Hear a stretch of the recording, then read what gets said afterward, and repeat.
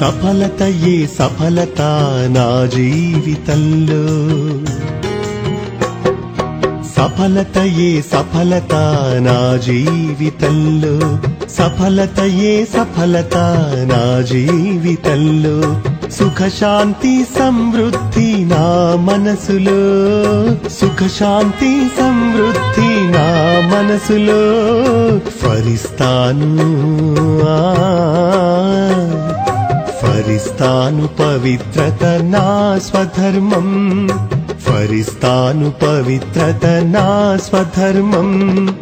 ఆనందమే ఆనందమయ సరోవరల్లా, ఆనందమే ఆనందమయ సరోవరల్లా, సఫలతయే సఫలత నా జీవితంలో, సఫలతయే సఫలత నా జీవితంలో.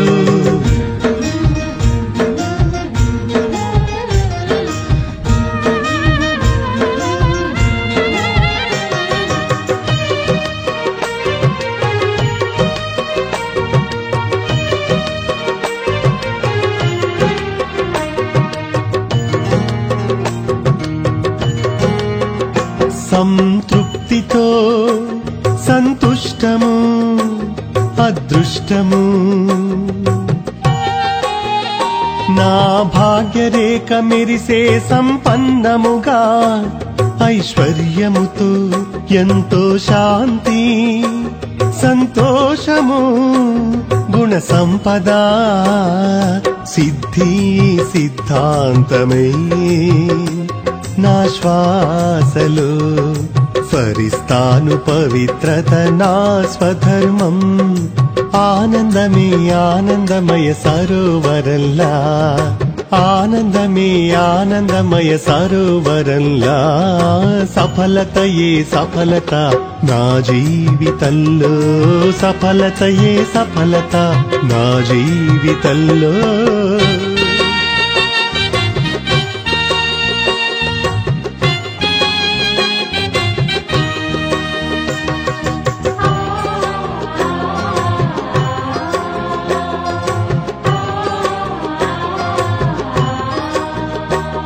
ఉల్లాసమే ఉత్సాహమే ఈ సాహసం,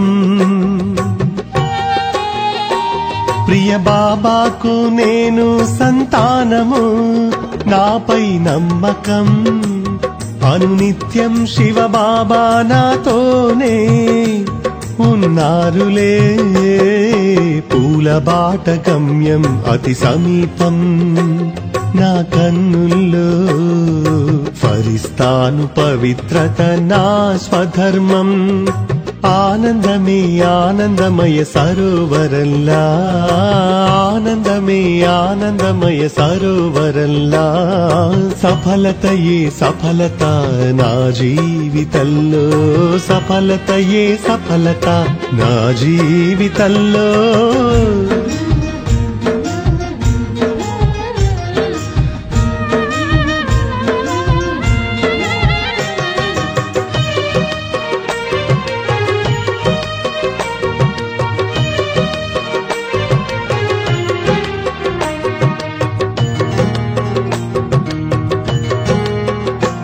ప్రభు నయనాల కాంతిని నేను, ప్రకాశమయం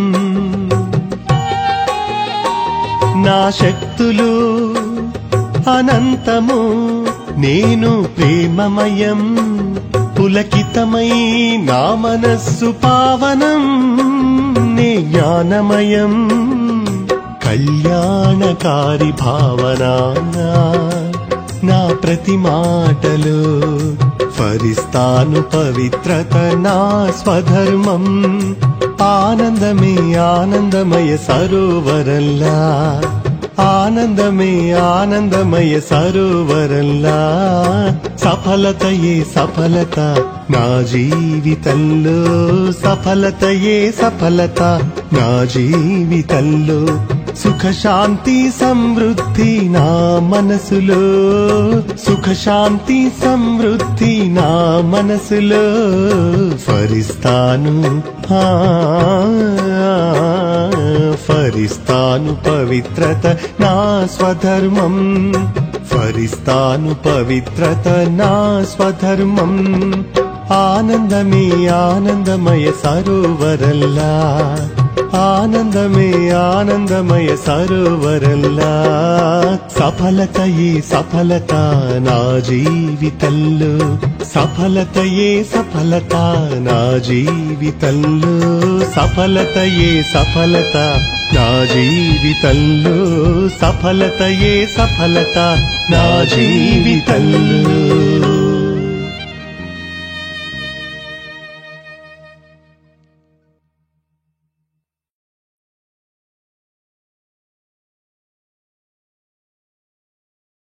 ఓం శాంతి.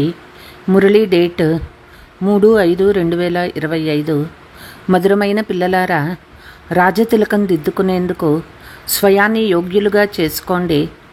ఎంతగా చదువుకుంటారో, శ్రీమతాన్ని అనుసరిస్తారో అంతగా రాజతిలకం లభిస్తుంది. ప్రశ్న: ఏ స్మృతిలో ఉంటే రావణ్ ఆసురీ స్మృతి విస్మృతి అయిపోతుంది? జవాబు: సదా మేము స్త్రీ పురుషులం కాము, మేము ఆత్మలము. మేము శివబాబా నుండి బ్రహ్మ ద్వారా వారసత్వం తీసుకుంటున్నామనే స్మృతి ఉండాలి. ఈ స్మృతి రావణుణ్ణి ఆసురీ స్మృతిని మరిపింపచేస్తుంది. మేము ఒకే తండ్రి పిల్లలము. స్మృతి వచ్చినంతనే రావణ తలంపు స్మృతి సమాప్తమైపోతుంది. పవిత్రంగా ఉండేందుకు ఇది కూడా చాలా మంచి ఉపాయము, కానీ ఇందులో శ్రమ చేయాలి. పాట: మిమ్మల్ని పొంది మేము సర్వము పొందాము. ఓం శాంతి. ఆత్మీక తండ్రి కూర్చొని ఆత్మీక పిల్లలకు అర్థం చేయిస్తూ ఉన్నారు. అందరూ తిలకము బురుకుటిలో ధరిస్తారు. ఒకటేమో ఇది ఆత్మ నివసించే స్థానము, మరొకటి రాజతిలకాన్ని కూడా ఇక్కడే దిద్దుతారు. ఇది ఆత్మకు గుర్తు. ఇప్పుడు ఆత్మీక తండ్రి వచ్చి స్వర్గ వారసత్వం కావాలి, విశ్వరాజ్య తిలకం కావాలి, సూర్యవంశీ చంద్రవంశీ మహారాజా మహారాణిగా అయ్యేందుకు చదువుకుంటారు.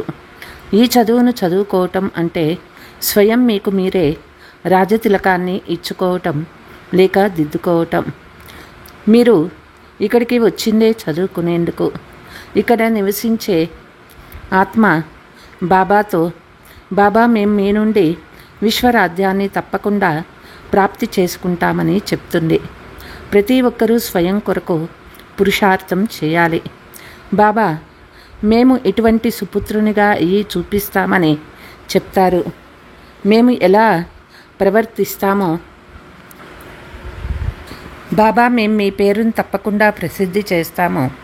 మేము మీకు సహాయకారులుగా అయ్యి భారతదేశ రాజ్యపాలన చేస్తాము. ఇది మా రాజ్యమని భారత్వాసీలు అంటారు కదా. కానీ పాపం వారికి ఇప్పుడు విషయ వైతరణి నదిలో పడి ఉన్నామని తెలియదు. ఇప్పుడు మన ఆత్మల రాజ్యము లేనే లేదు. ఇప్పుడు ఆ ఆత్మలన్నీ తలక్రిందులుగా వేలాడుతున్నాయి. తినేందుకు కూడా ఏమీ లభించటం లేదు. ఇలాంటి పరిస్థితి ఏర్పడినప్పుడు నా పిల్లలకి కూడా ఆహారం లభించడం లేదు. నేను వెళ్ళి వారికి రాజయోగం నేర్పిస్తానని బాబా అంటారు. కనుక రాజయోగాన్ని నేర్పించేందుకు తండ్రి వస్తారు. పిల్లలు అనంతమైన తండ్రిని స్మృతి చేస్తారు. నూతన ప్రపంచాన్ని రచించువారు వారే. తండ్రి పతిత పావనులే కాక జ్ఞానసాగర్లు కూడా. ఈ విషయం పిల్లలైన మీ బుద్ధిలో తప్ప ఇంకెవ్వరి బుద్ధిలోనూ లేదు. మన బాబా జ్ఞానసాగర్లు, సుఖసాగర్లని కేవలం పిల్లలు మీకు మాత్రమే తెలుసు. ఈ మహిమను బాగా గుర్తుంచుకోండి, మర్చిపోకండి. ఇది తండ్రి మహిమ కదా. ఆ తండ్రి పునర్జన్మరహితులు. కృష్ణుని మహిమ పూర్తిగా భిన్నమైనది. ప్రధానమంత్రి మహిమ, రాష్ట్రపతి మహిమ వేరువేరుగా ఉంటాయి కదా. తండ్రి చెప్తూ ఉన్నారు, నాకు కూడా ఈ డ్రామాలో అత్యంత ఉన్నతమైన పాత్ర లభించింది. డ్రామాలోని పాత్రధారులకు ఇది బేహద్దు డ్రామా అని, దీని ఆయు ఇంత అని తెలియాలి కదా. అలా తెలియకుంటే వారిని తెలివిహీనులని అంటారు. కానీ ఈ విషయం ఎవరికీ తెలియదు. తండ్రి వచ్చి ఎలా ఉండిన మనుషులు ఎలా అయిపోతారో భేదాన్ని వివరిస్తారు. 84 జన్మలు ఎలా తీసుకుంటారో ఇప్పుడు మనుషులకు ఏమాత్రమూ తెలియదు. భారతదేశం ఎంత ఉన్నతంగా ఉండేదో తెలిపేందుకు చిత్రాలు ఉన్నాయి కదా. సోమనాథ మందిరం నుండి ఎంత ధనాన్ని కొల్లగొట్టుకొని పోయారు. ఎంత ధనం ఉండేది. ఇప్పుడు పిల్లలు మీరు అనంతమైన తండ్రిని కలుసుకునేందుకు ఇక్కడికి వచ్చారు. శ్రీమతాన్ని అనుసరించి బాబా నుండి రాజతిలకం తీసుకునేందుకు వచ్చామని పిల్లలకి తెలుసు. అందుకు పవిత్రులుగా తప్పకుండా అవ్వాలని తండ్రి చెప్తూ ఉన్నారు. జనం జన్మాంతరాలు విషయ వైతరణి నదిలో మునకలు వేసి ఇంకా అలసిపోలేదా? మేము పాపులము, మాలో ఏ గుణాలు లేవని కూడా అంటారు కదా. కాబట్టి తప్పకుండా ఇంతకుముందు ఎప్పుడో గుణాలు ఉండేవి, ఇప్పుడు ఆ గుణాలు లేవు అని తెలిసిపోయింది. మనం విశ్వానికి యజమానులుగా సర్వగుణ సంపన్నులుగా ఉండేవారమని ఇప్పుడు మీకు తెలుసు. ఇప్పుడు ఒక్క గుణం కూడా లేదు. ఇది కూడా తండ్రే అర్థం చేస్తున్నారు. పిల్లల రచయిత ఒక్క తండ్రియే కనుక పిల్లలందరిపై తండ్రికి జాలి కలుగుతుంది. తండ్రి అంటూ ఉన్నారు, నాకు కూడా డ్రామాలో ఈ పాత్ర ఉన్నది. మీరు ఎంత తమో ప్రధానమైపోయారు. అసత్యము, పాపము, కొట్లాటలు ఏవేవి జరుగుతూ ఉన్నాయి. ఇంతకుముందు మేము విశ్వాధిపతులుగా డబుల్ కిరీటధారులుగా ఉండేవారమని భారత్వాసులైన పిల్లలు మర్చిపోయారు. మీరు విశ్వానికి అధికారులుగా ఉండేవారని 84 జన్మలు తీసుకుంటూ వచ్చారని తండ్రి వారికి స్మృతి ఇప్పిస్తూ ఉన్నారు. మీరు మీ 84 జన్మలను మర్చిపోయారు. ఆశ్చర్యం కదా. 84 బదులు 84 లక్షల జన్మలని అనేశారు. కల్పం ఆయుష్ కూడా లక్షల సంవత్సరాలని అంటారు. ఘోరమైన గాఢాంధకారంలో ఉన్నారు కదా. ఎంత అసత్యము. భారతదేశం సత్యఖండంగా ఉండేది, అదే ఇప్పుడు అసత్యఖండంగా ఉంది. అసత్యఖండంగా చేసిందెవరో, సత్యఖండంగా చేసిందెవరో ఈ విషయం ఎవ్వరికీ తెలియదు. రావణు గురించి అసలు తెలియదు. భక్తులు రావణుణ్ణి తగలబెడతారు. ఎవరైనా ధార్మిక మనుషులుంటే వారికి మనుషులు ఏమేమి చేస్తూ ఉన్నారో తెలపండి. ప్యారడైజ్, హెవెన్ అని ఏ సత్యయుగాన్ని అంటారో అక్కడ సైతాన్ రావణుడు ఎలా వస్తారు? నరకంలోని మనుషులు అక్కడికి ఎలా రాగలరు? ఇలా వివరిస్తే ఇది తప్పేనని వారు తప్పకుండా అర్థం చేసుకుంటారు. మీరు రామరాజ్య చిత్రం చూపించి ఇందులో రావణుడు ఎక్కడి నుండి వచ్చాడు అని అర్థం చేయించవచ్చు. మీరు అర్థం చేయిస్తారు, అయినా వారు అర్థం చేసుకోరు. ఎవరు అరుదుగా అర్థం చేసుకుంటారు. మీరు చాలా కొద్దిమందే ఉన్నారు, అయినా ఇందులో కూడా ఎంతమంది నిలుస్తారో ముందు ముందు చూడాలి. బాబా అర్థం చేయిస్తూ ఉన్నారు. ఆత్మచిహ్నమైన చిన్న గుర్తును కూడా ఇక్కడే చూపిస్తారు. పెద్ద గుర్తు రాజతిలకము. ఇప్పుడు తండ్రి వచ్చి స్వయానికి పెద్ద తిలకం ఎలా ఇచ్చుకోవాలో, స్వరాధ్యాన్ని ఎలా ప్రాప్తి చేసుకోవాలో మార్గము నేర్పిస్తూ ఉన్నారు.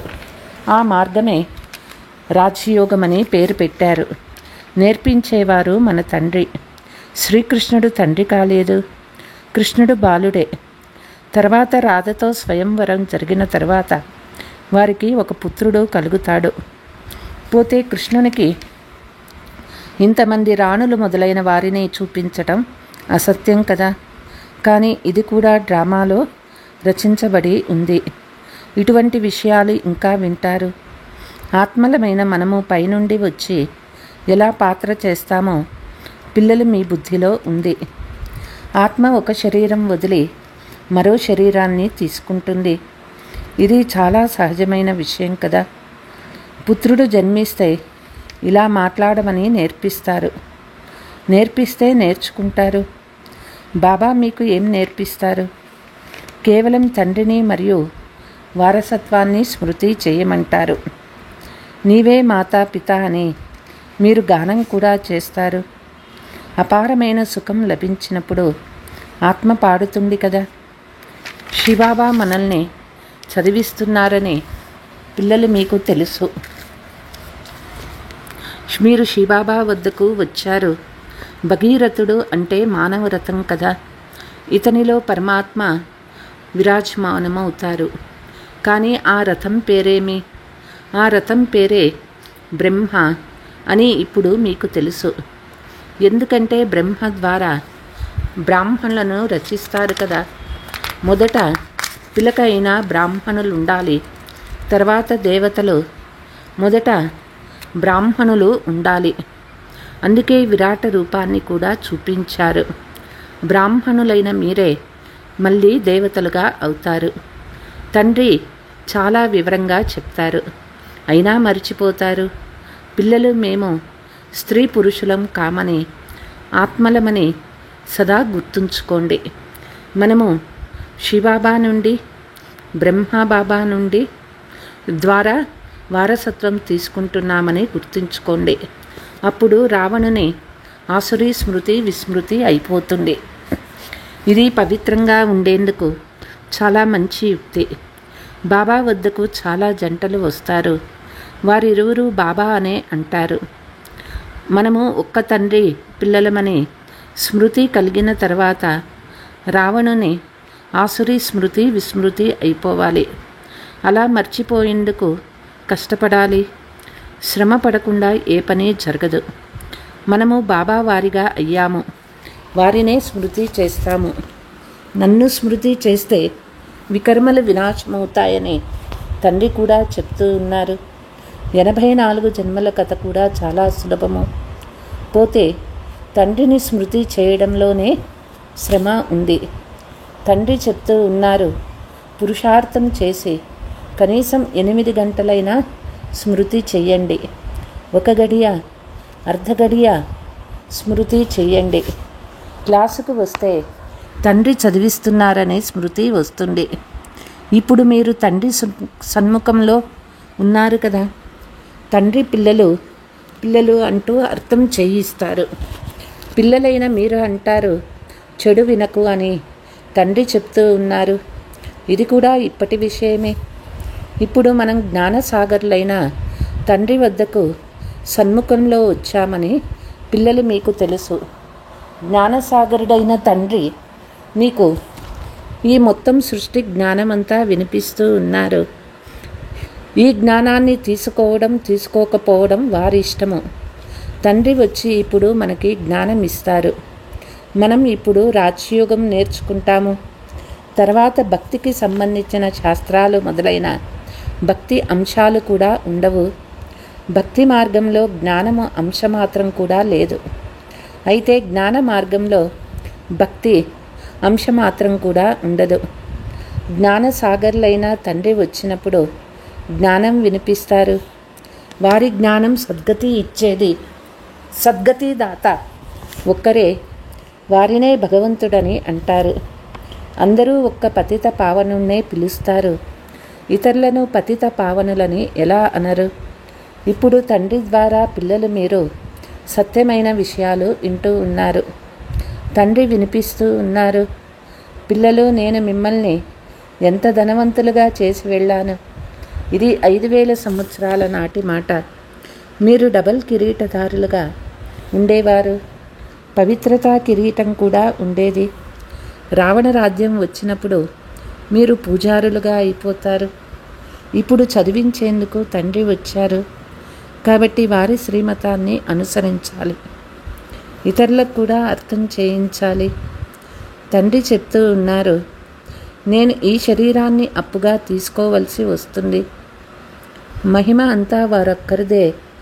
నేను వారి రథాన్ని మాత్రమే, ఎద్దును కాదు. బలిహారమంతా మీదే. తండ్రి మీకు వినిపిస్తూ ఉన్నారు. నేను మధ్యలో వింటాను. నా ఒక్కరికే ఎలా వినిపిస్తారు? మీకు వినిపించినప్పుడు నేను కూడా వింటాను. ఇతను కూడా పురుషార్థం చేసే విద్యార్థియే. మీరు కూడా విద్యార్థులే. ఇతను కూడా చదువుకుంటాడు. తండ్రి స్మృతిలో ఉంటాడు. ఎంత ఖుషీగా ఉంటాడు. లక్ష్మీనారాయణలు చూసి నేను ఇలా తయారయ్యే ఆత్మను అని సంతోషిస్తారు. స్వర్గంలో రాకుమార రాకుమారీలుగా అయ్యేందుకు మీరిక్కడికి వచ్చారు. ఇది రాజయోగం కదా. మీకు లక్ష్యం కూడా ఉంది. చదివించేవారు కూడా కూర్చొని ఉన్నారు. అయినా అంత ఖుషి ఎందుకుండదు? లోపల చాలా సంతోషం ఉండాలి.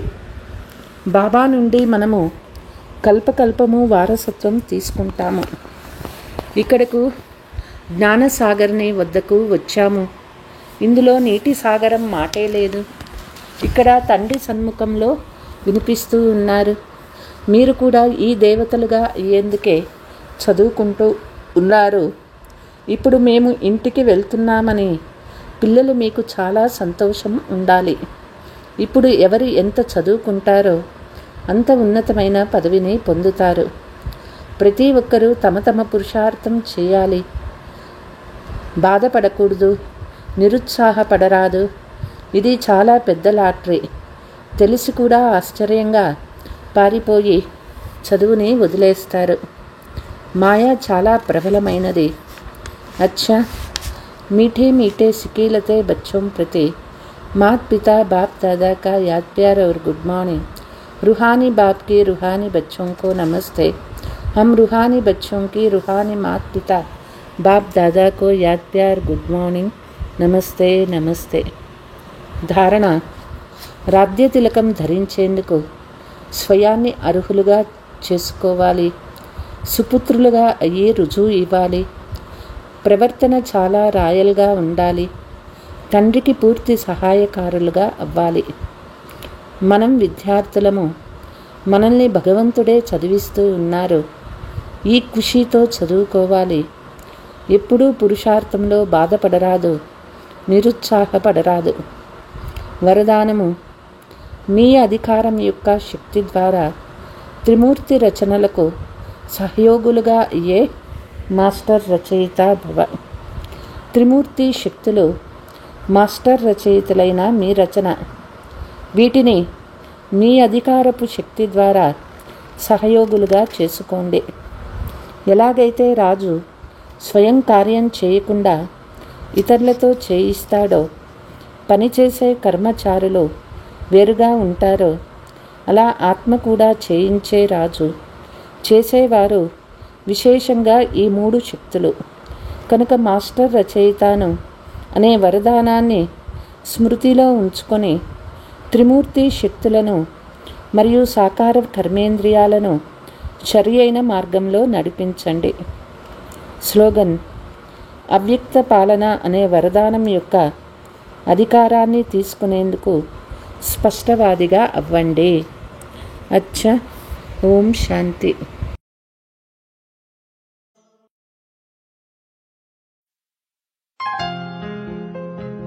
ओ बाबा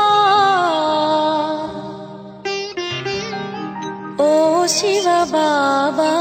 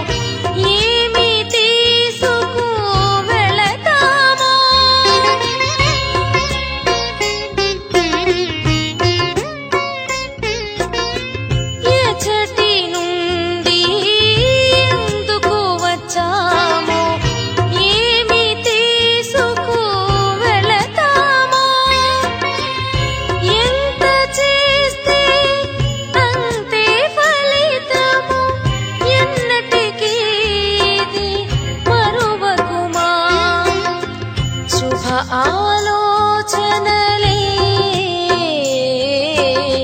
శుభ ఆలోచన ఆత్మను పావనం చేసెనులే.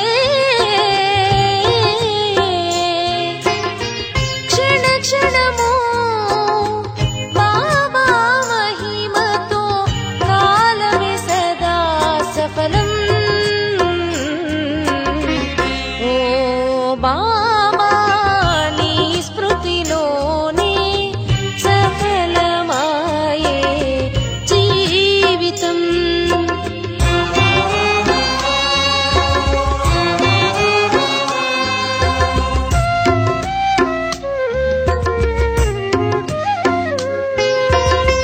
శాశ్వతం కాదు ఈతను వెప్పుడు విడిచి వెళ్ళాలి ఈ లోకం.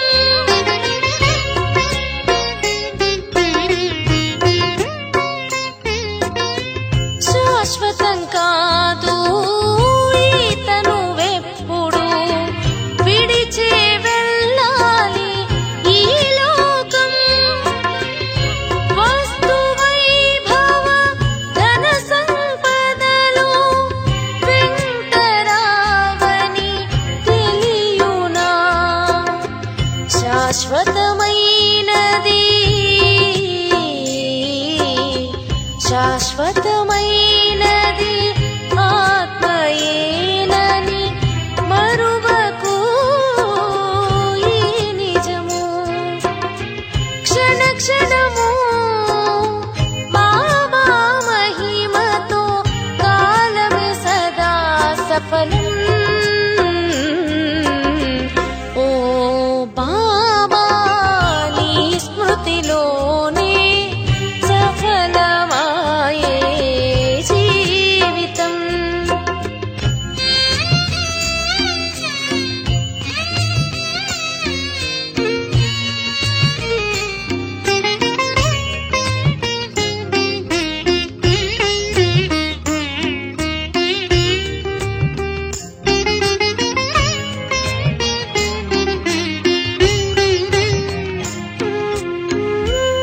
పుణ్యఖాతా పెంచుకునేందుకు సమయము ఇదే తెలుసుకో.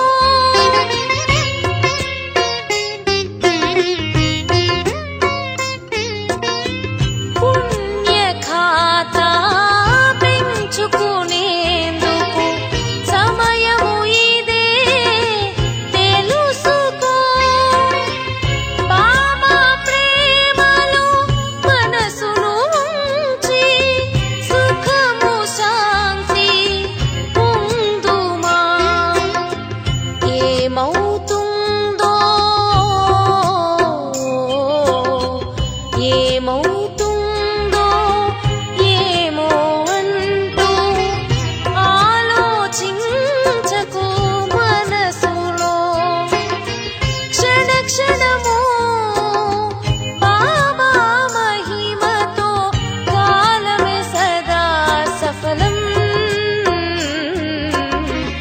ఓ బాబా నీ స్మృతిలోనే సఫలమాయే జీవితం.